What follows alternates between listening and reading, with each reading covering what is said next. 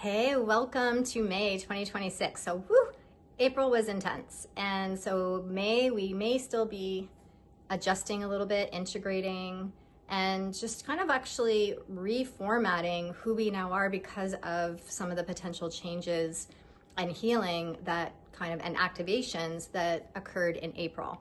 So we are this month again in May. It is a 5. So we were dealing with 5 in April because 2026 in April is a 5. In May is a 5 month. And so we're going to be in 2026 with this May. We're now going to be also dealing with the number 6. So we have 5, 6, and then we're still in the global 10. So this month, the essence theme for the month that was coming through really strongly is balance.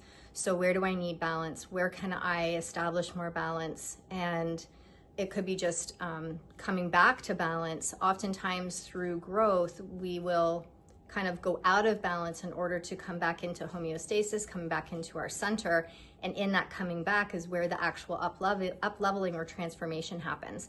So 5 represents change, it represents balance. And we have the 6 number. I'm gonna come back to 5 in a second because what's interesting is 6 can also represent balance of extremes.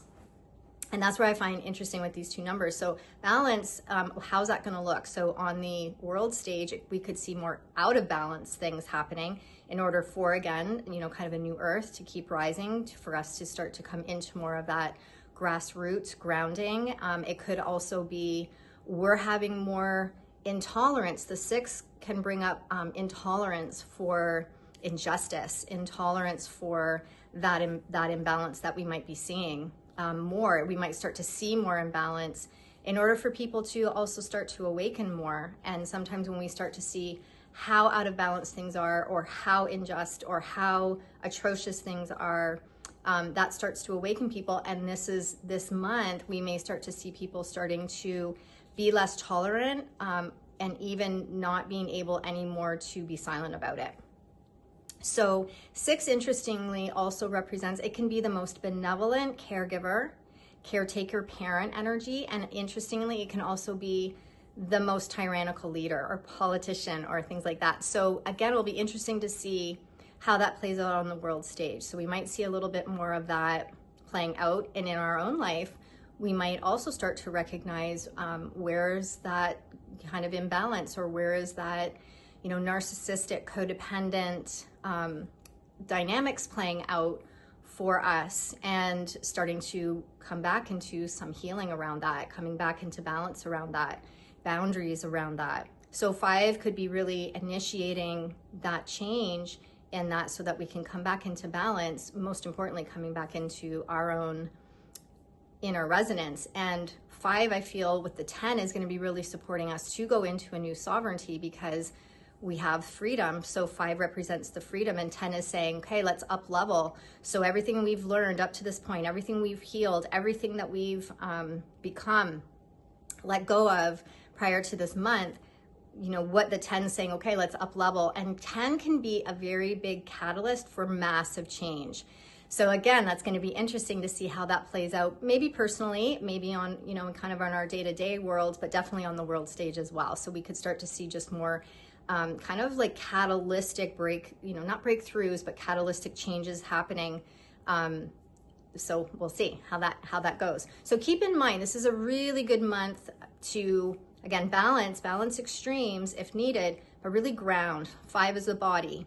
So the body's been showing up so much because of, the changes we're going through, the high level frequencies coming in.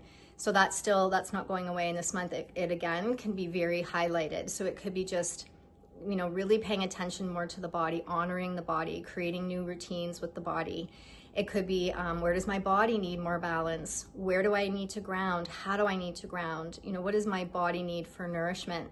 And just, again, where am I abandoning myself or abandoning the needs of my body due to, and then, kind of fill in the blank. So this could be a month, so freedom, balance, and it could be a month where we still are seeing some kind of changes playing out. We might have a desire for change. We might just really feel like I'm really ready for something new. And that could be within self, or again, within our dynamics or our relationships.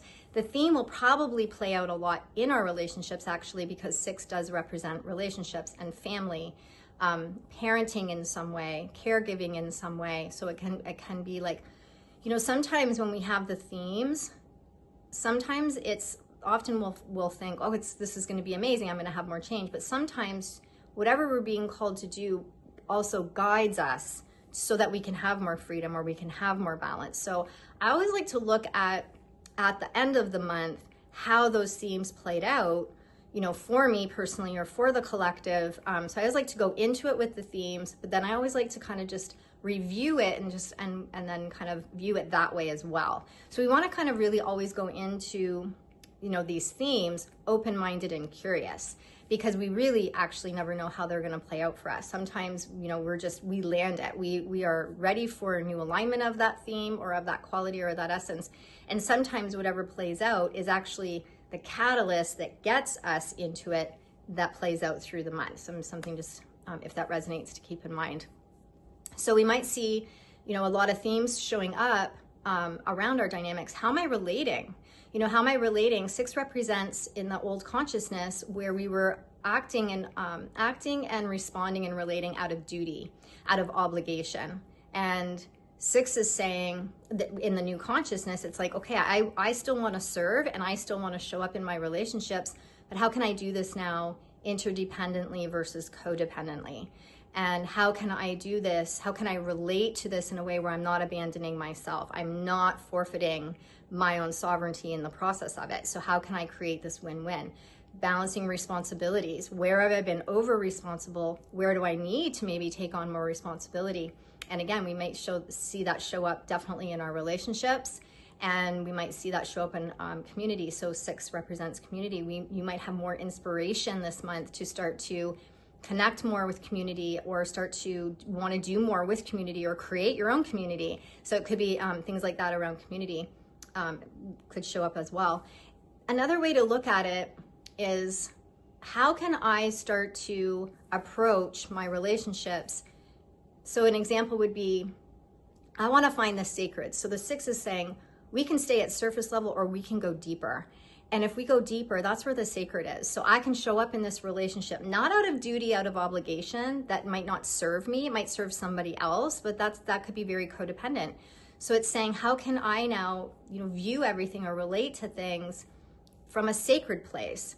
And then we are honoring our own resonance, and then we're able to honor somebody else's resonance at the same time. Because when we are honoring our own resonance, then automatically that means that's our soul. We're honoring our soul's guidance, and our souls communicate with everybody else's souls. So the personality doesn't always know or have that awareness, but the souls do.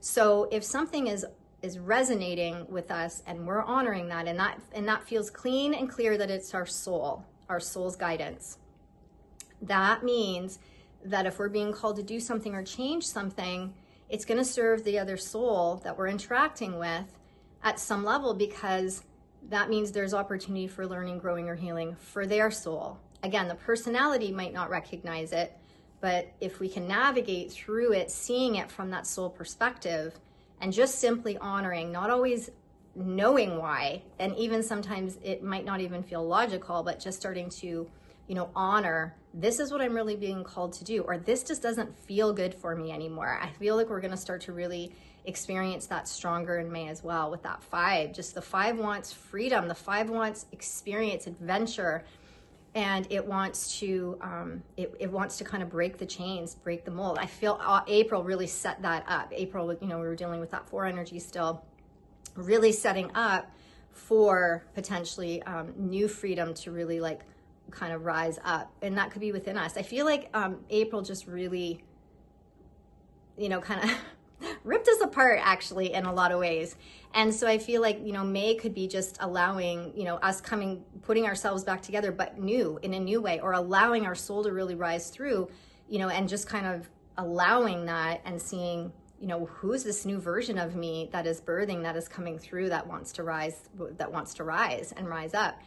And I feel like there's going to be potential parts of us that are going to start to come online more that we might not even be shocked within ourselves, you know, like could be just dormant aspects of ourself coming forward. It could be things that we've really locked down and shut down. They're bursting through, they're ready, you know, we want to come back into that authentic self.